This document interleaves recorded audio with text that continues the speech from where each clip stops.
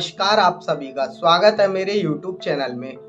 आज मैं आप सभी के लिए शारदीय नवरात्रि के बारे में बताऊंगा कि वो कब से प्रारंभ होकर और कब पूर्ण होंगी और उसमें हमें क्या करना चाहिए, क्या नहीं करना चाहिए और घट स्थापना का क्या मुहूर्त रहेगा तथा हमारी समस्त मनोकामनाओं और जो हमारे जीवन में दुख हैं उनको दूर करने के लिए हमें शारदीय नवरात्रि में कौन सी पूजा करनी चाहिए जिससे हमें 10 महाविद्या और नव दुर्गाओं की कृपा प्राप्त हो। इसके बारे में मैं इस वीडियो में संपूर्ण जानकारी दूंगा। शारदीय नवरात्रि 15 अक्टूबर दिन रविवार से प्रारंभ होकर 23 अक्टूबर दिन सोमवार को पूर्ण होंगी। जो घट स्थापना का मुहूर्त रहेगा वो 15 अक्टूबर प्रातः 6:32 से लेकर 10:27 तक घट स्थापना का सर्वश्रेष्ठ मुहूर्त रहेगा। अब मैं आप सभी के लिए बताने जा रहा हूं कि नवरात्रि में ऐसी हम कौन सी पूजा करें जिससे हम पर नव दुर्गाओं तथा 10 महाविद्याओं और माँ दुर्गा की कृपा प्राप्त हो। उसके विषय में अब मैं आपको बताऊंगा। आप नवरात्रि में सिद्ध कुंजिका स्तोत्र का नियमित रूप से पाठ करें। सिद्ध कुंजिका स्तोत्र के लिए रुद्रयामल के गौरी तंत्र से लिया गया है।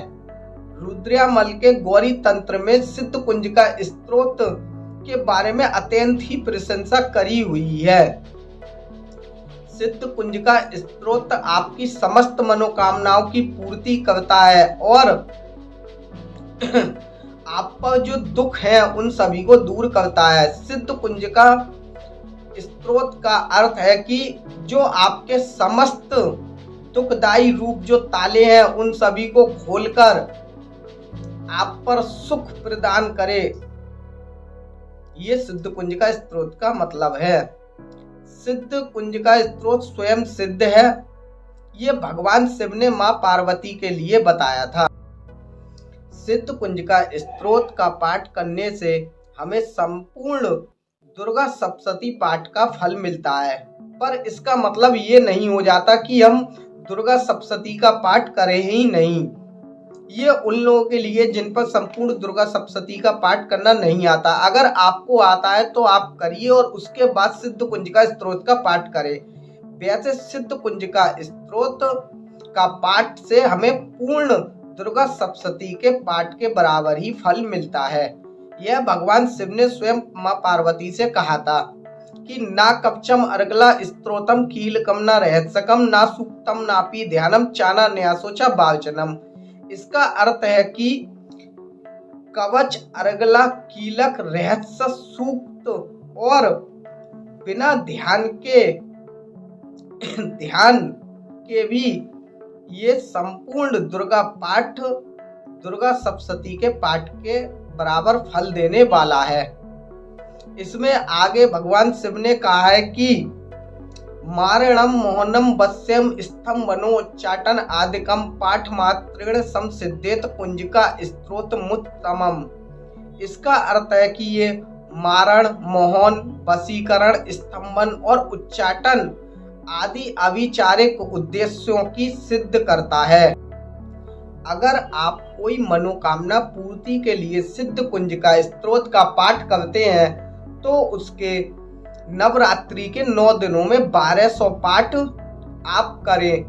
पहले दिन आप संकल्प ले लें, उसके बाद 1200 पाठ करें। आप डिवाइड कर ले 1200 पाठ 9 दिनों में कितने कितने पाठ प्रतिदिन आपको करने होंगे, या आप 108 पाठ प्रतिदिन करें या नवरात्रि के 9 दिनों तक कम से कम 9 पाठ तो प्रतिदिन करें ही। यह स्तोत्र बहुत अधिक बड़ा नहीं है, बहुत से बहुत अगर आपके लिए ये याद हो जाता है तो 2 से 3 मिनट लगते हैं। आप इसमें एक सावधानी रखें कि कोई भी अक्षर आप गलत ना पढ़ें। अगर और आप सिद्ध कुंजिका स्तोत्र का अर्थ भी जरूर समझें। आप जब भी कोई मंत्र जाप या कोई भी स्तोत्र का पाठ करते हैं तो उसमें उसका अर्थ जानना बहुत ही आवश्यक होता है। ऐसा करने से वो और भी ज्यादा शक्तिशाली हो जाता है। सिद्ध कुंजिका स्त्रोत का पाठ आप कैसे प्रारंभ करें इसके बारे में बताता हूँ। सर्वप्रथम एक देसी घी का दीपक और धूप प्रज्वलित कर ले और भगवान गणेश की पूजा अर्चना करें। उसके बाद सिद्ध कुंजिका स्त्रोत का पाठ प्रारंभ करें। सिद्ध कुंजिका स्त्रोत का पाठ प्रारंभ करने से पहले उसका विनियोग ले लें। विनियोग सिर्फ प्रथम पाठ में ही हमें लेना होता है, उसके बाद विनियोग लेने की कोई आवश्यकता नहीं है। सिद्ध कुंजिका स्त्रोत का विनियोग बहुत ही कम लोगों के लिए पता है। अगर आप भी जानना चाहते हैं सिद्ध कुंजिका स्त्रोत का विनियोग क्या है, तो हमारी पुरानी वीडियो की लिंक आपके लिए डिस्क्रिप्शन में मिल जाएगी, उसमें विनियोग बताया गया है, वो आप देख लें। तो अपने दाएं हाथ में जल ले लें और विनियोग को पढ़ें और उसे किसी बर्तन में छोड़ दें। फिर आप सिद्ध कुंजिका स्त्रोत का पाठ प्रारंभ करें। कम से कम 9 पाठ तो प्रतिदिन आप करें ही। आप 6 महीने में ही अपने जीवन में बदलाव जरूर देखेंगे। ये बहुत ही चमत्कारिक और प्रभावशाली सिद्ध कुंजिका स्त्रोत का पाठ है। अगर आप नवरात्रि में कोई साधना कर रहे हैं या कोई भी मनोकामना पूर्ति के लिए पूजा कर रहे हैं, तो आप नवरात्रि में तथा नवरात्रि में ये सभी के लिए नियम है कि प्याज, लहसुन, मांस, मदिरा, तामसिक पदार्थों का सेवन आप कतई ना करें। और अगर आप कोई साधना कर रहे हैं तो जमीन पर शयन करें तथा दिन में ना सोएं। अगर आप जन्म कुंडली से संबंधित कोई भी प्रश्न आपके मन में है और आप उन्हें जानना चाहते हैं, तो हमें कमेंट करें या हमारे व्हाट्सएप नंबर पर हमें संपर्क करें। जन्म कुंडली विश्लेषण तथा जन्म कुंडली निर्माण हेतु आप संपर्क करें और पूजा पाठ से संबंधित रत्न, रुद्राक्ष से संबंधित कोई भी वस्तु खरीदने के लिए हमसे एक बार संपर्क जरूर करें।